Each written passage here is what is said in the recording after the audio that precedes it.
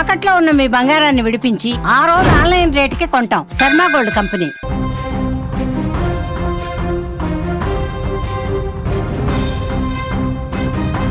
MBBS చివరి సంవత్సరం. ఇంకొన్ని రోజుల్లో పట్టా పుచ్చుకొని తెల్లకోటు వేసుకుని వైద్యురాలిగా సమాజంలోకి రావాల్సిన యువతి రోడ్డు ప్రమాదానికి గురైంది. కన్న తండ్రి కళ్ళ ముందే అతి వేగానికి ఛిద్రమైపోయింది. హైతనగర్లో జరిగిన ఈ హృదయ విదారక ఘటన, అక్కడ ఉన్న ఎవరైతే ప్రత్యక్ష సాక్షులు ఉన్నారో ఈ ఘటన జరిగినప్పుడు అక్కడ రోడ్ల మీద ఉన్నవాళ్ళు, స్థానికులు అందరూ కూడా షాక్ అయిపోయారు. అంత దారుణంగా యాక్సిడెంట్ జరిగింది. ఆర్టీసీ కాలనీ వద్ద తండ్రి కూతుళ్ళు ఇద్దరూ కలిసి రోడ్డు దాటుతుండగా మృత్యువు కారు రూపంలో అతి వేగంగా దూసుకొచ్చి ఢీకొట్టేసింది. క్షణాల్లో జరిగిపోయింది ప్రమాదం. ఒక కుటుంబంలో తీరని విషాదం, అంతులేని చీకటిని నింపింది. అమ్మాయిని మీరు స్క్రీన్ మీద కూడా చూస్తున్నారు. ఆ యువతి పేరు ఐశ్వర్య.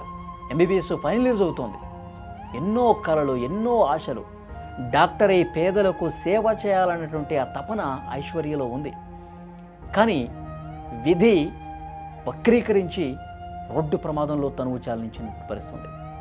పేదలకి సేవ చేసి మంచి పేరు తెచ్చుకోవాలన్నటువంటి ఆ యువ డాక్టర్ ఈ విధంగా చనిపోవటం అనేది చాలా బాధ కలిగిస్తుంది ఆ కుటుంబంలో.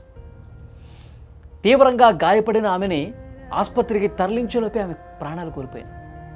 స్టెథోస్కోప్ మెడలో వేసుకోవాల్సినటువంటి ఆ అమ్మాయి ఇప్పుడు ఉస్మానియా మార్చురీలో విగత జీవిగా పడి ఉండటం చూసి వాళ్ళ కుటుంబ సభ్యులు, ఇతర బంధువులు కన్నీళ్లు పెట్టుకుని రోధిస్తూ ఉన్నారు. ఈ ప్రమాదంలో తండ్రికి కూడా గాయాలయ్యాయి. రక్తం ఓడుతున్నా సరే తన నొప్పిని పక్కన పెట్టి బిడ్డ ఏమైందో అని చెప్పి రోడ్డు మీద పడిపోయినటువంటి ఆ తండ్రి ఆ సమయంలో పడ్డ బాధ, ఆవేదన వర్ణనాతీతం. అది చూసిన వాళ్ళు కన్నీళ్లు పెట్టుకున్నారు. మొత్తం కారు వేగంగా ఢీ కొట్టేసరికి ఆమె తీవ్ర గాయాలతో పడిపోయింది కూతురు. తండ్రి కూడా గాయాలతో పడిపోయి ఉన్నారు.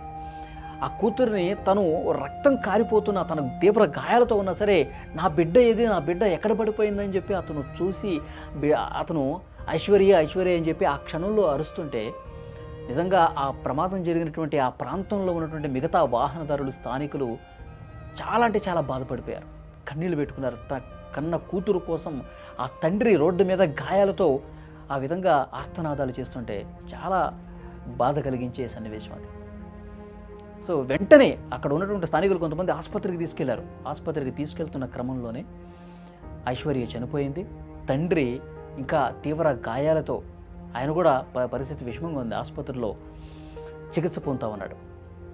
రేపు స్పృహలోకి ఒకవేళ వస్తే తన కళ్ళ ముందే తన కూతురు శాశ్వతంగా దూరమైందని తెలిస్తే ఆ తండ్రి గుండె తట్టుకోగలదా? ఆ తండ్రి ఎంత బాధపడతాడు చూడండి. ఒక డాక్టర్ని కోల్పోవటం అంటే ఒక మనిషిని కోల్పోవటం మాత్రమే కాదు, భవిష్యత్తులో ఆమె చేతుల మీదుగా ప్రాణాలు దక్కించుకోవాల్సినటువంటి ఎందరో రోగులు ఆశలు ఆవిరైపోవటమే కదా. ఆమె పాపం ఎన్నో కలలు కనుంటుంది తన జీవితం గురించి. నేను డాక్టర్ అయిపోయిన తర్వాత అలా చేస్తాను, పేదలకు ఇలా చేస్తాను, ఎంతో గొప్ప సేవ చేస్తానని చెప్పి తన కుటుంబంతో ఎన్నో సందర్భాల్లో చెప్పుంటుంది కదా. కానీ ఒక్క క్షణం జీవితం తల్లకిందులైపోయింది. ఒక్క క్షణం చాలు మొత్తం జీవితం మొత్తం కూడా చీకటవటానికి. సో డెఫినెట్గా ఆ తండ్రి చాలా బాధ వ్యక్తం చేస్తూ ఉన్నాడు. ఆసుపత్రిలో అతను కూడా తీవ్ర గాయాలతో చికిత్స పొందుతూ ఉన్నాడు. కానీ ఇతర కుటుంబ సభ్యులు ఈ వార్త తెలిసిన వెంటనే చాలా అంటే చాలా తీవ్ర బాధపడుతున్నటువంటి పరిస్థితి కనిపిస్తుంది.